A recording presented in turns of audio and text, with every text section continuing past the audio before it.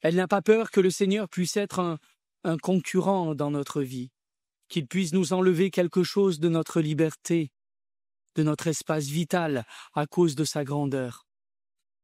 Non, Marie sait que si Dieu est grand dans nos vies, alors nous aussi, nous serons grands. Notre vie n'est pas oppressée, mais elle est élevée et élargie par la présence du Seigneur en nous. Elle devient ainsi grande dans sa splendeur divine. Penser autrement, c'est la racine du péché des origines. Craindre que si Dieu était trop grand dans la vie des hommes, il leur enlèverait quelque chose. Penser qu'il fallait mettre Dieu de côté pour se laisser un petit peu de place pour vivre, exister, respirer. C'est aussi la grande tentation de l'âge moderne, post-moderne, comme on dit aujourd'hui. En tout cas, des 3 ou 4 derniers siècles. De plus en plus de gens ont pensé et dit « Ce Dieu ne nous permet pas notre liberté, il rend l'espace de notre vie étroit, avec tous ses commandements, alors il doit disparaître. Nous voulons être autonomes, indépendants. Sans ce Dieu, nous serons nous-mêmes, et nous serons nous-mêmes des dieux, et nous ferons ce que nous voudrons. » Mais là où Dieu disparaît, l'homme ne devient pas plus grand. Au contraire, il devient plus petit. Il perd sa dignité divine. Il perd la splendeur de Dieu sur son visage. Il voile l'image divine qu'il porte en lui. Et à la fin, il ne semble être rien d'autre que le produit d'une évolution matérielle aveugle, et en tant que tel, il peut être usé et maltraité. N'est-ce pas ce que l'expérience de notre temps confirme? Ce n'est que si Dieu est grand que l'homme est grand lui aussi. Marie l'avait compris, et elle nous invite à le comprendre avec elle. Avec elle, nous devons commencer, oui, à comprendre cela, frères et sœurs, à l'intégrer profondément en chacune de nos vies, de nos histoires. Nous ne devons pas nous éloigner de Dieu, au contraire, mais rendre Dieu beaucoup plus présent en nous, dans nos vies, le rendre grand dans notre vie. Et de cette manière, nous deviendrons nous aussi divins.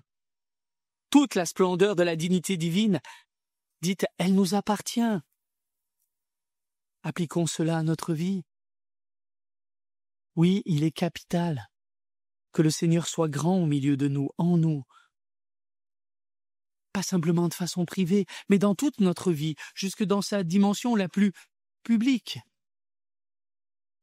la plus ouverte au monde. Parce que comme Marie, nous sommes invités à communiquer la présence de Dieu en nous.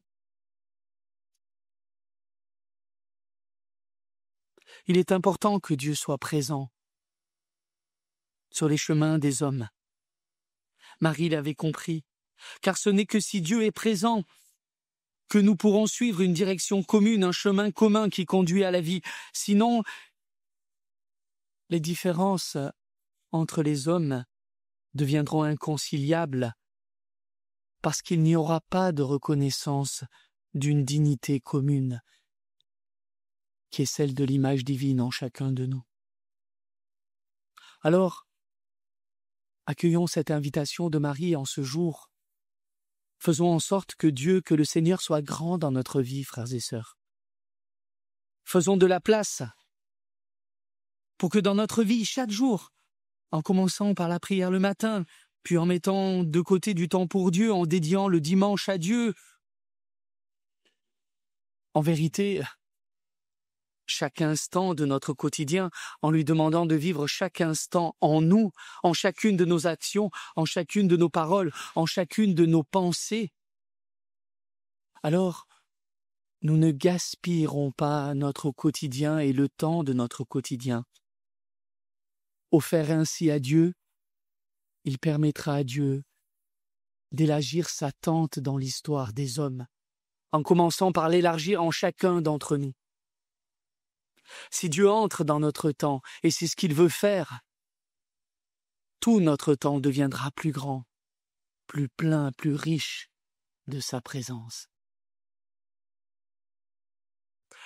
Le deuxième point réside dans le fait que ce poème du Magnificat est tout à fait original.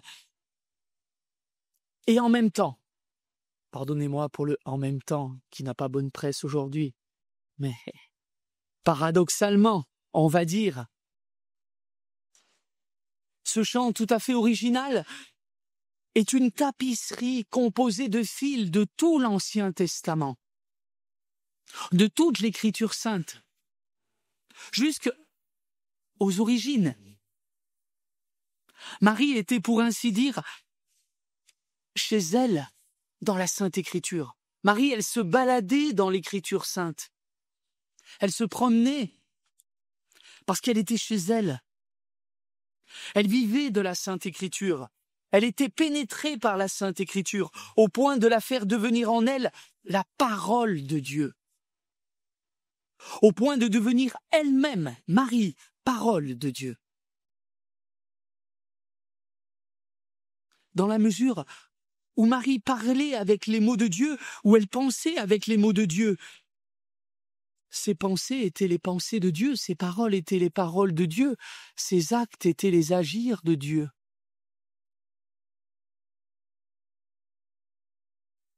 Ces mots étaient tout entiers comme ses actes et ses pensées, pénétrés par la lumière divine. Et c'est pour cela qu'elle était si resplendissante. Que charitomene, dit le texte grec. C'est intraduisible en français, transparente à la grâce, pénétrée de la grâce, translucide, enfin, on ne trouvera pas les termes. C'est pas que la grâce est en elle comme quelque chose qu'on possède, ça veut pas dire que Marie participe de la grâce comme elle aurait part à un peu de la grâce. Non, Marie participe de la grâce au sens fort et plénier du terme théologique, comme je vous disais au début de cette messe, et nous ne devons pas l'oublier, nous ne devons pas faire dire aux mots ce qu'ils ne disent pas. Participer en théologie, ça veut dire être totalement pénétré, translucide de la grâce. Et nous avons devant nos yeux la figure de Marie, qui est la première des sauvés. Voilà ce que signifie être sauvé. Et déjà ici-bas, dans l'histoire des hommes, parce que Marie n'a pas attendu l'Assomption pour être sauvée. Elle était déjà sauvée, resplendissante de la grâce. Voilà, et cette grâce irradiait d'elle. Elle ne faisait plus qu'un avec la volonté de Dieu. Fiat, qu'il me soit fait selon ta volonté. Oui. Tout tient dans ce fiat de Marie. Mais bien sûr, tout est là. Tout est là. Si rayonnante de Dieu, du Seigneur, de l'amour de Dieu amour, de Dieu bonté, de Dieu être en plénitude, de Dieu beauté, de Dieu un. Je reprends tous les transcendantaux. Mais c'est ça. Oh là là. Elle vivait de cela. Elle était imprégnée de Dieu tout entier. Et le fait qu'elle soit immergée en Dieu, voyez,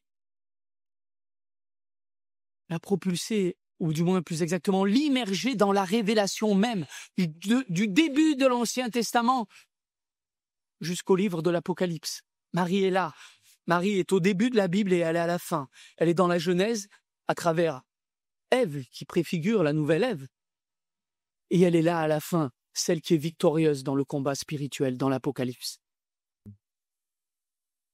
Oui, frères et sœurs, celui qui pense avec Dieu pense bien. Celui qui parle avec Dieu parle bien. Ou plus exactement, celui qui laisse Dieu penser à travers lui, celui qui laisse Dieu parler à travers lui, celui qui laisse Dieu agir à travers lui, agira bien, parce que Dieu n'est que bonté. Il aura même des critères pour juger les choses du monde. Il deviendra sage, comme Marie, trône de la sagesse, et en même temps bon. Il deviendra fort comme Marie dans le combat spirituel. grâce à la force de Dieu qui résiste au mal et promeut le bien dans le monde.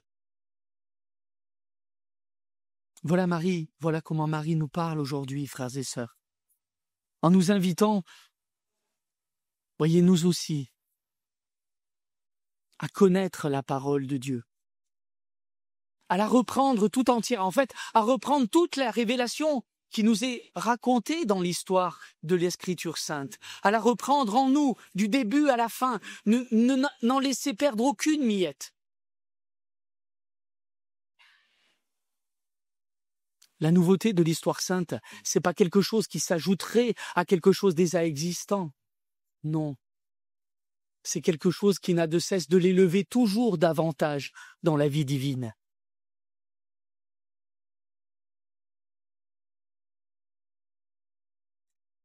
Dès le moment de sa naissance et tout au long de sa vie, Marie avait donc déjà consenti à se laisser grandir par le Seigneur.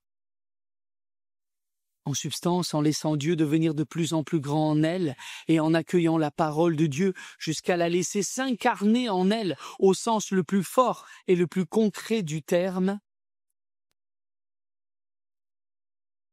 Voilà ce que fut toute la vie de Marie. Voilà ce qui trouva son accomplissement dans son Assomption, manifestation suprême de la victoire du Dieu amour jusqu'à l'abnégation, jusqu'au don de soi. Victoire de la caritas, de la charité, sur l'amour de soi. Victoire de l'amour de Dieu, sur l'amour de soi, jusqu'au mépris du monde de Dieu, jusqu'à la haine des autres. Comme dirait saint Augustin. Alors Vierge Marie, guide-nous aujourd'hui sur ce chemin de vie, sur ce chemin de divinisation. Guide-nous, Marie, sur ce chemin de liberté. Guide-nous sur ce chemin d'élévation, d'illumination de notre humanité dans l'éternité même de Dieu qui veut pénétrer toute l'histoire et la temporalité des hommes. Amen.